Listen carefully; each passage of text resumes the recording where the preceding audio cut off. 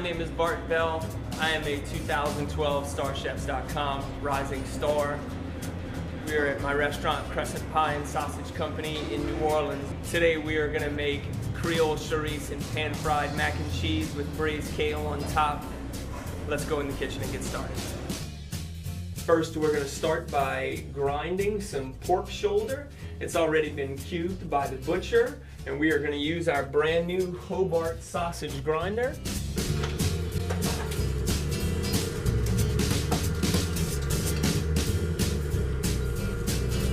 Step 2 in the Creole Charisse, our favorite recipe, is mixing the meat with our spices here. We've got some fresh garlic, salt, cayenne, chili powder, some herbs. We can mix them up here in the bowl. As such, I like sprinkling a little bit on, not all of it. And now we're going to add ice cold water to keep the meat from coming together or creaming a little bit. Just add a little bit to the meat and continue mixing that in. Now that our charisse has got a nice grind, it's fully seasoned, got all of our spices and stuff in here, we're going to move on to the stuffing too.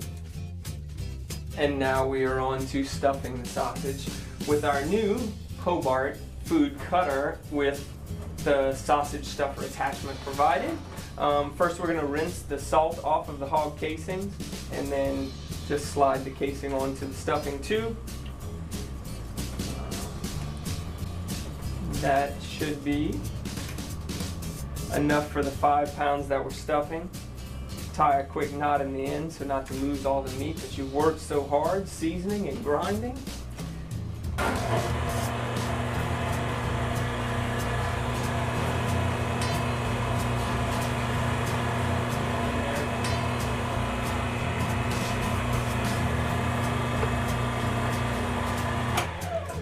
And that's about 1 link of sausage, good for smoking.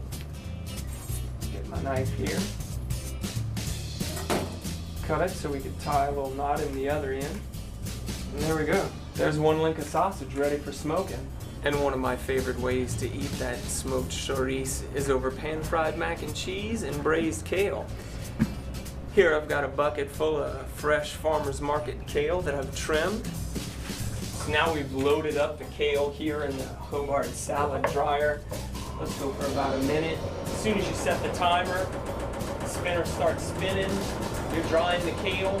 This will protect the life, the shelf life of the lettuces, kales, collard greens, any kind of greens you want to wash and take care of. All right, so the timer is set off. Got a little handy hook there. Thanks, handy hook. Kale is clean and dry, ready for braising. And now we're going to start grating the cheese for the pan-fried mac and cheese in the Hobart FP250. You could just load up the hopper with blocks and blocks and blocks of cheese. Load it up. Turn the power switch on over here. The machine comes on, and then you can just push down. Turn the power switch off, and look at that. It's nice and fluffy. It's just perfect. Ready to make the best pan-fried mac and cheese in New Orleans. Let's make that happen. For our Creole Charisse dish, we have our Creole Charisse that's already smoked and grilling now. The al dente cooked pasta noodles. I've got just that and a little bit of butter, salt, and pepper in a non-stick saute pan. And I'm going to kind of caramelize or crust up those noodles a little bit. And the fresh kale that we've washed. I have a little butter, salt, and some white wine in there. Crank up that flame. And let that braise down a little bit. The way I'm going to make this pan-fried mac and cheese, I love doing this. I'm going to put the cheese in first. I'll finish it with a little grated Parmesan as well. We're going to add cream to it, reduce that cream, and then we're going to flip it like a pancake, and that's going to be your crusty mac and cheese right there. Crusty in a good way. And we're ready for the plate up of the Creole Charisse and pan-fried mac and cheese dish. Here we have our pan-fried mac and cheese. Give it 1 flip like a pancake, right in the bowl. The Creole Charisse comes off.